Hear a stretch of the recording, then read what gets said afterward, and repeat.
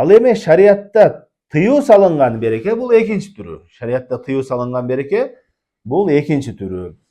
Ал деген кандай болот десе, ал тажрыйба менен дагы шариат менен дагы тастыкталбаган нерселерди бир адам өзү ыйыктап берекелүү кылып алат. Мисалы үчүн Арсланбап, Сулайман тоо, Апшыр ата дагы кандай бир тоо таштарды жерлерди барып ушул жер ыйык, ушул жердин ташы ыйык, ушул жердин бар жогу ыйык, берекелүү деп ошол жерден сылап сыйпап бир иштерди кылып эле береке талап кыла берет. Бул шариатта тыйган береке. Же болбосо бир дарактарды шариатта да тасталган эмес, ушу дарак берекелүү дарак деп астына барып отуруп, ошого бир чүпүрөк байлап, ошолордон береке талап кылуу. Бул шариатта тыюу салынган береке болот.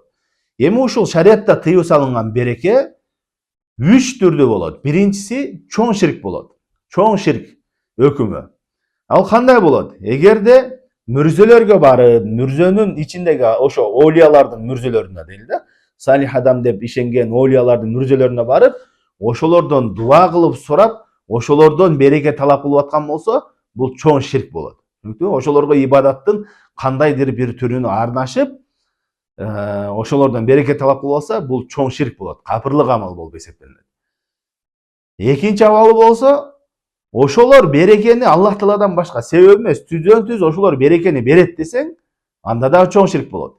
Же бир даракты, же бир тоо ташты, бир сууну, бир булакты берекелүү деп, бул себеп эмес, бул түздөн-түз ушул береке берет деп этикад кылган болсо, бул чоң ширк болот, капырлык амал болот. Түшүнүктүбү?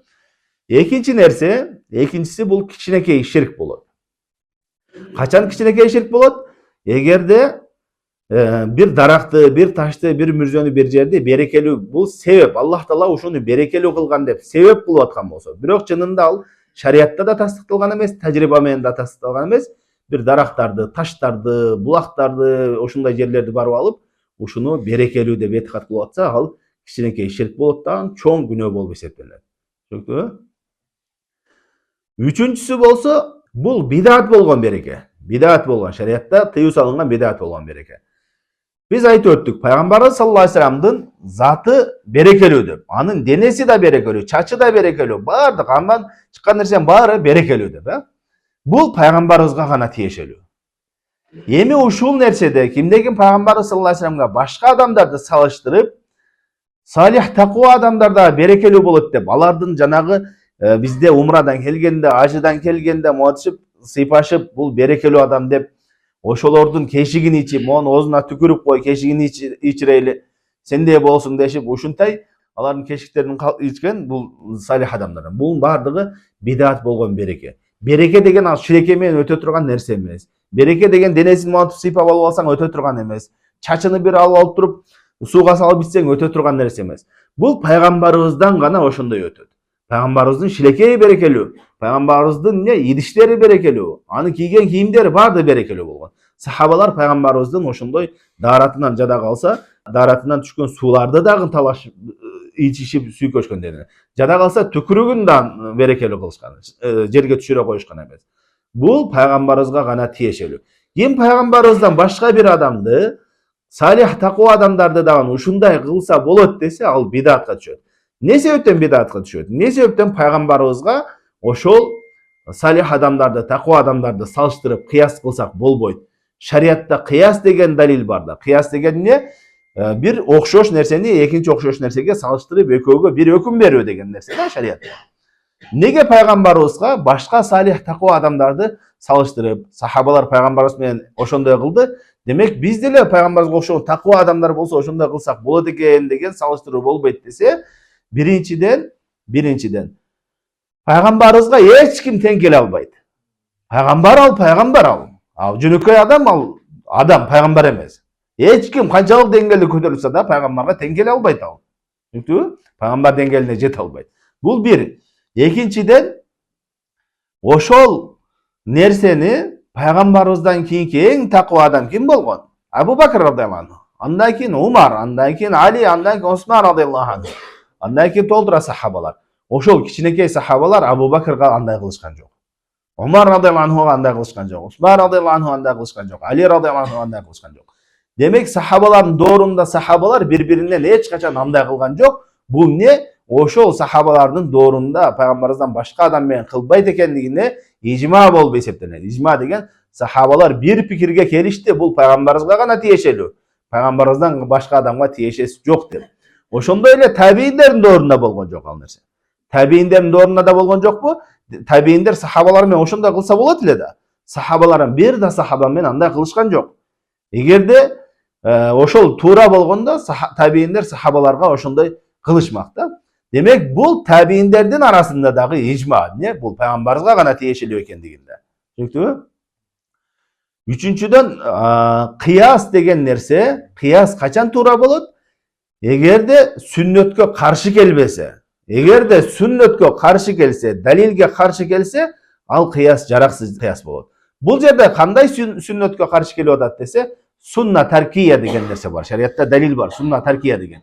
Sahabalar birdekeni kılууга мүмкүнчүлүгү болуп, себептери болуп туруп, кылган эмес болсо, демек ошону кылбоо сүннөт болот. Ошону таштагандык сүннөт болот. Кичинекей сахабалар мисалы үчүн ушул берекеге муктаж эле да алар деле. Абу Бакырдан, Омардан ушундай талап кылса болот эле. Ошол себептер бар эле. Ошого карабастан алар кылган жокпу? Демек, ошону кылбагандык өзү сүннөт экен. Бул кыясыбыз ошого каршы келет. Ошон үчүн бул эмне пайгамбарыбыздан башка олиялардан, салих адамдардан ушундай береке талап кылсаң, денесинен, кешигинен сылап сыйпап береке талап кыла турган болсоң, бул эмне бидат болуп эсептелинет. Эми береке талап кылганда эмне кылышат бизде? Жаш балага оозуна түкүртөт, анын кешигин иштирет, менин кешигим иштейт. Андан кийин эмне денесинен жана сыйпалашат. Анан кийин мисалы үчүн ажыга бир жака барып келсе, астына килем салып, ошонусун берекелүү болот. Үйүнөн акчып салып, кайра алып киришет. Ушул сыяктуу нерселер бүт бардыгы береке талап кылгандар. Мунун баардыгы эмне? Шариатта бидат болуп эсептелет.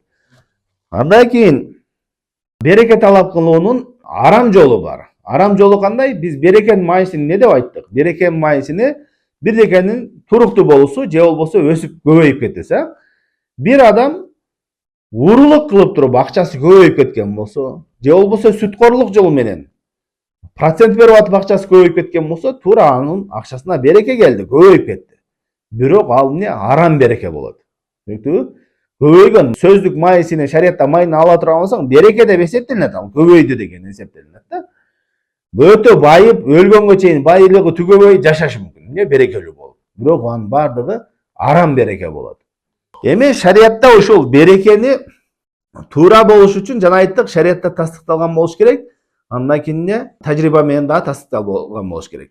Ошол алымдар айтат, 3 нерсе болуш керек. Биринчиден ошо шариат менен же тажрыйба менен туура тастыкталган нерсе болуш керек. Береке жанагындай харамды берекелүү дегендей, замзам суусун берекелүү дегендей, курма дарагын берекелүү дегендей тастыкталган берекелүү болуш керек. Экинчиден ошол береке талап кылган жолунда дагы шариаттын негизинде болуш керек. Мисалы үчүн Каба харам берекелүү деген эмне мааниси? Кабага барып туруп, ошол жерде ибадат кылсаң берекелүү деп атат. Сооптор көбөйөт. Барып туруп Кабага бар денеңе сүртүп, беттериңе сүйкөп, ушундай же харамдын ичинде мечиттин буруштарын, жерлерин, килемдерин сүртүп алсаң, ал берекелүү болуп калбайт. Бул шариат кайтарган жолу. Түшүндүңбү? Берекелүү деген мааниси эмне экен? Ошол жерде ибадат кылууң берекелүү. Сооптун көбөйүүсү берекелүү. Демек ушу тастыкталган табаррук деген ошо береке талап кылуу жолу дагы туура болуш керек. Азыркы күндө көпчүлүк Меккеден атайын, мисалы үчүн умрага баргандарга дайындашат. Ошол жерден жай намаз сатып алып дейт. Меккенин ичине барып, салып, 2 рекат намаз окуп, ошол жай намазды ала келчи дейт да. Эмне себептен? Ошол берекелүү болуп келсин деп атат. Же ошол жактан бир теспе алып кел, же бирдеке алып кел дейт. Неге? Ошону аяктан ал Кытайдан барган эле эме, бирок ошол жерге барып мазар басып, ошол ыйык жерге баргандан кийин ал берекелүү болуп калды деп эсептейт. Мунун баардыгы туура эмес ал. Түшүндүңбү? Эч кандай ал береке деген монтип жугуп өтө турган нерсе эмес. Ал эмне? Маанилүү нерсе. Бирдекенин көбөйүүсү, сооптуу болсу. Ошон үчүн шариат көргөзгөн жол менен гана береке талап кылынуу керек.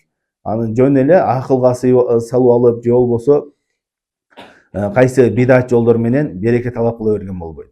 Анан бул көпчүлүк кээ бир жамааттарда, шияларда, суфилерде адашкан жамааттарда бар. өздөрүнүн устаздарыны ушундай береке талап кылышып, ыйык кылышып, алардын баардык нерсесинен береке талап кылыша берет. Бул адашкандык, бул бидат жолдор. Алардын ошо устаздары, олия дегендери өздөрү ошол нерсеге чакырат. Биз түшүмдө көрдүм, түшүм менен айта берет. Түшүмдө көрдүм, менин ардымда ушундай адамдар жүрүптүр, адамдар тозокко кирип атканда биз тиги шейхти ээрчигендерденбиз десе, Аллах Таала баарын чыгарыптыр деп, ушу сыяктуу өзүнү улуктап, адамдарга өздөрүнүн ээрчүүгө чакырат. Ошентип өзүн ыйык туттуруп, ар бир нерсесин берекелүү кылдырганга адамдарга ошондой түшүнүк берет. Бул нерселердин баардыгы бидат, шарият кайтарган берекелерден. Шариятта ошондой болуш керек. Биринчиден тастыкталган болуш керек. Экинчиден ошондон береке талап кылуу жолу дагы туура жол менен болуш керек. Үчүнчүдөн ошол береке ал бир гана себеп деп этикад кылыш керек. Ана ал түздөн түз андан береке келбейт. Ал берекени берүүчү Аллах Таала, бул Аллах Таала муну себеп кылган деп этикад кылыш керек.